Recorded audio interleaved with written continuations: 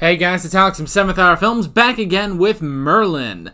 Last time on Merlin, we had Lancelot, where a young man named Lancelot, obviously, came to Camelot and wanted to become a knight, and Merlin wanted him to become a knight, but he wasn't a nobleman, so it was kind of not good, and then Merlin tried to trick everyone by saying, oh no, he is a nobleman. See his crest house, his house crest? And then, like, it just didn't work, and it was not a good thing. And then, yeah,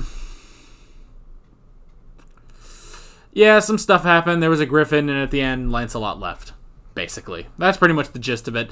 This is where I say no spoilers in the comments whatsoever. Just don't do it. And with that being said, let's go ahead and get right into this episode of Merlin. Here we go. Hey guys, I just wanted to come on here and say that due to copyright issues, the reaction actually is not in this video. The reaction you want to watch is not in this video. But there is still a way of viewing it. If you go down in the description of this video, there is a link to Google Drive. It's nice, it's all good, and you can watch my 10-minute highlight reaction with the footage, completely free of charge. And, yeah, you can go watch that, you can go enjoy it, and then when you're done with that, you can come back over to the YouTube video for the discussion. Yeah, that's pretty much that. See you guys there. Enjoy. Sorry about this.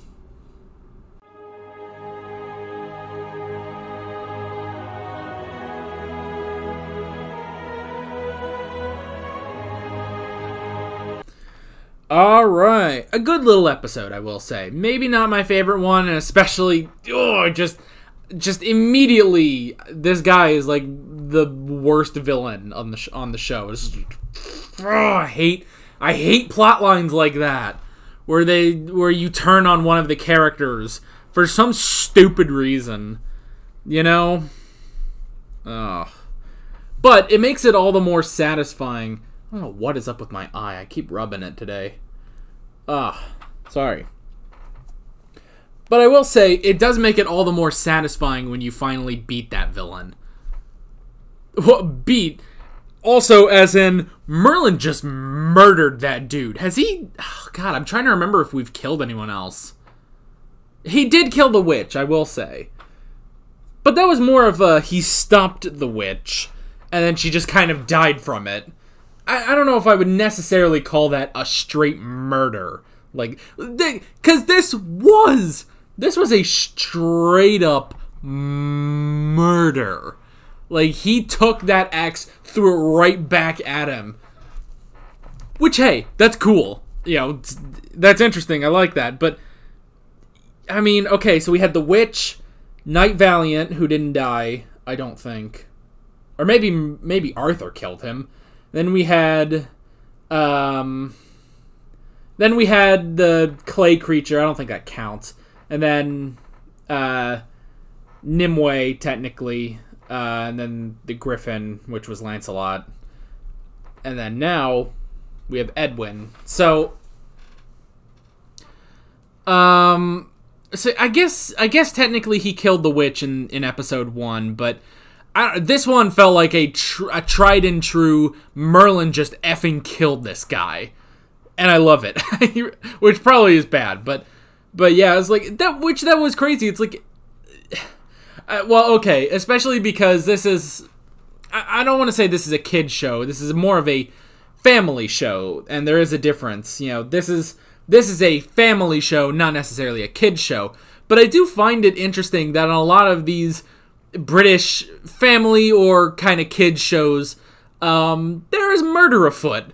Like, you know, we've talked about that on the Sarah Jane Adventures, where it's like, you know, this is for kids. This isn't exactly, you know, a full family show like Doctor Who is, but this is kind of, you know, this is geared at more, you know, younger people, early teenage to, I guess, late childhood, technically.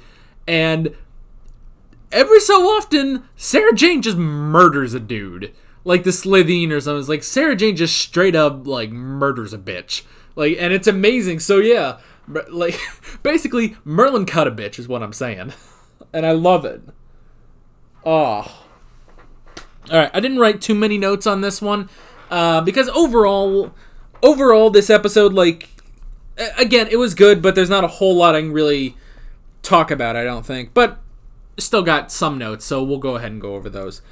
I wrote down the insect/remedy, you know, the remedy to cure all ills.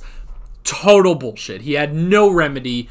He had no remedy to cure all ills. What he had was he put in the bugs to cause the disease, and then he took the bugs out, which fixed the disease, but made it look like he cured them. So yeah. So that was kind of interesting, and, you know, starting off with poisoning, or not poisoning, but starting off with taking out Morgana was interesting, and it wasn't necessarily specifically because of Morgana. It's like, no, this is just a way of getting revenge. Well, getting in, basically it was just a ploy to get into Camelot so that he could eventually kill Uther and then kill Gaius. So that was interesting. I want Morgana to do stuff. It's like, I will say that may be my one thing is like, man, I want this girl to do stuff. I want her to be part of the plot more. And heck, even here, it's like, okay, well, at least she was like the catalyst of the episode, I guess you could say. It's like, okay, well, she is, you know, the reason the plot is going, basically. It's like, okay, all this stuff, she's sick. How do we do it? Here's this burned dude. Okay, who was that guy, by the way? Let me see this cast. Who the fuck? Why is the cast out of order? Why is it John Hurt, then this guy is Edwin, then Katie McGrath, then Gwen, then Gaius, then Uther, then Merlin, then Arthur, then Jeffrey? Who the fuck is this? This guy looks familiar. Is there like a... Merlin. Damn it. Didn't say. Alright, fine. I kind of made the comment, this guy kind of looked like Zemo from Captain America Civil War. And I was like, is that the same guy? It could be. And I was like, no, that's not him. So, oh well. Alright, so Edwin. Interesting. He makes sense. You know, because that was sort of the thing, is that we're kind of back to our Freak of the Week villains for a little while. We were going a little bit with Nimue, but now we're kind of back to our Freak of the Week. I was curious if she was, or if he was, like, somewhat, like, maybe in league with Nimue or something, but no, he's just on his own, doing his magic, trying to get his vengeance, but just failed harder than Nimue, because Nimue has failed twice now, but... I mean, she keeps getting away, and she has bigger plans, I'm sure. And I would imagine she's more of an overarching villain. Whereas, like, no, this dude just showed up, tried his plan, failed, and died. Merlin cut a bitch. Oh my gosh. Oh my gosh, there's a hashtag we can start doing. Oh, if I remember, I'm gonna try to put hashtag Merlin cut a bitch. Oh my god, that sounds hilarious. I keep coming up with dumb things that I could put on a t-shirt. Merlin cut a bitch, Amy's crack, Ood light, my stupid goo theory. Dude, I'm about to start a fucking shirt line of all the dumb shit I say on this show, on these videos. Oh, Merlin cut a bitch. I love it. Okay, so as a standalone villain, he was kind of good. I mean, he was kind of effective. He was winning. It's just that Gaius came back because he was like, I'm not gonna fucking let you kill Uther. So that was interesting. And, you know, specifically going after Gaius. Now, granted, he was also going after Uther, but he needed to get rid of Gaius basically in order to get to Uther and to try to destroy him. So yeah, and his backstory does make sense. You know, his parents were sorcerers, so Uther killed them, and Gaius was involved with that. You know, he basically turned a blind eye to it. So yeah, And that makes sense. So, but yeah, it's interesting the way he did it, basically getting Gaius cast out of Camelot and then killing Uther. It makes you wonder, was he ever going to kill Gaius? I don't know. It's possible.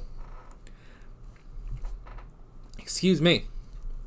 I wrote down the records. That was a little interesting. Just, these records from, I guess before the time of peace, the war records, basically, or the Purge, basically. The Purge. The great magic purge that Uther did. So there are records on that, but Uther specifically keeps them sealed, and no one is allowed to look at those records, basically. But Gaius was able to do it with the help of Geoffrey. I did like that. And I like Geoffrey coming in, being a bro, and helping him out. So, yeah. I wrote down Uther/die. Okay, I remember this. It was for when Gaius was talking to the dragon. So yeah, with that one, that was also interesting because, first off, Gaius went to talk to the dragon. Isn't that amazing? And this is the first time he's gone to talk to the dragon in 20 years. Which, can we say, Uther said Gaius has been in Uther's service for 25 years, and he's been there as long as Arthur has been alive. But the Great Magic Purge was only 20 years ago. Look at that. I'm learning things.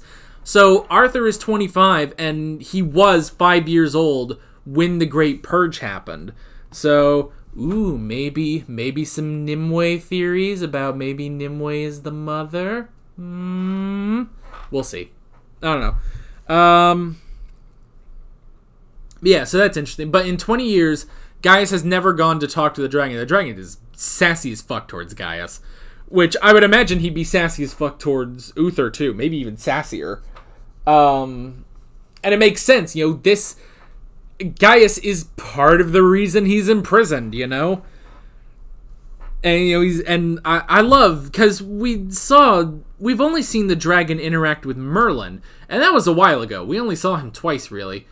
And it's like, he's always just like, it's your destiny. Fuck it. Whereas now he's like, it is their destiny, asshole. It's like, I cannot choose between Uther and Merlin's life. It's like, well then look away. You seem to be really good at that. And he just flies away. It's just like, I'm almost expecting like a dragon middle finger as he flies away. It's like, fuck you. Oh well.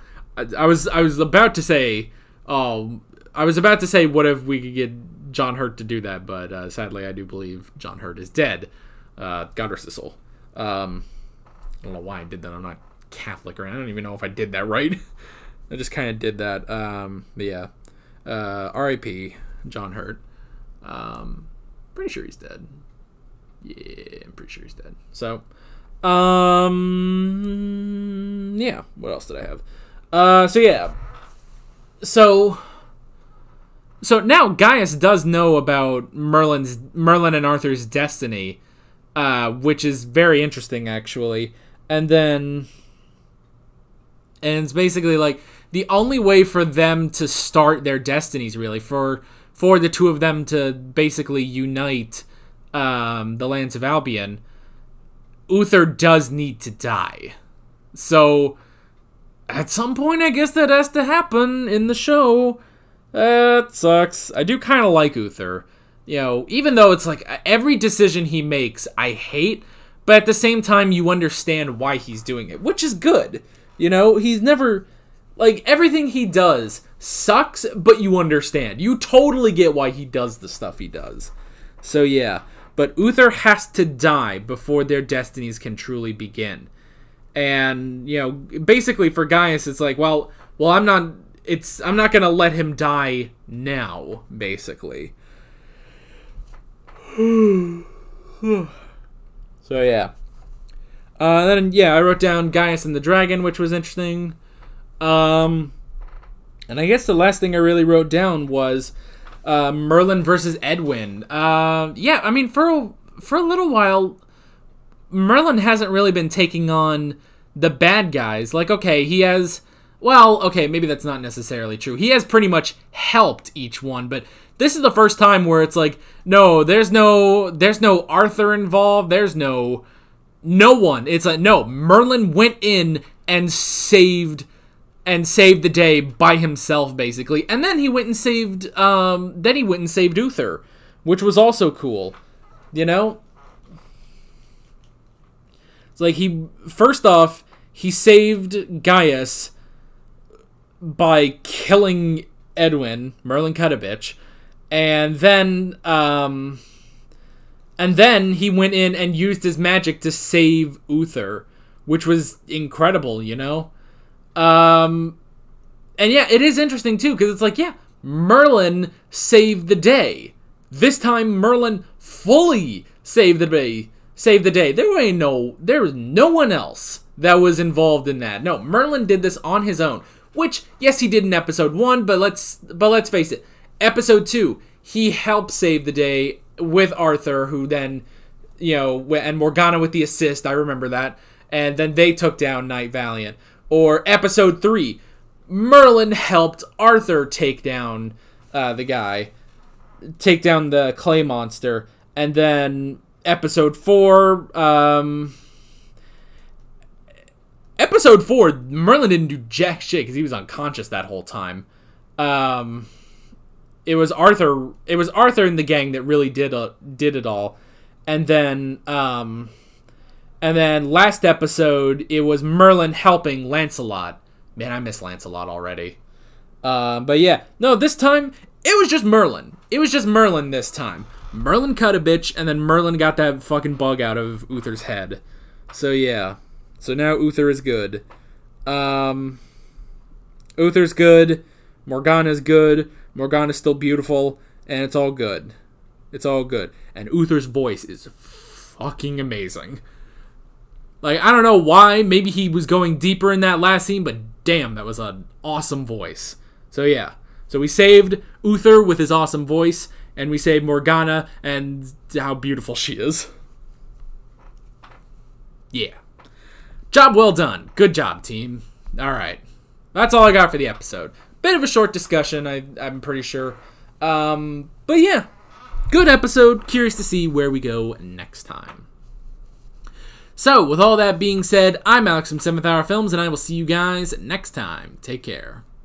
Alright guys, thanks for watching this video. If you want to watch more of my Merlin reactions, you can click on the playlist, you can subscribe if you haven't done that already, and be sure you hit that notification bell.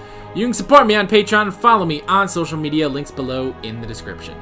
See you guys later.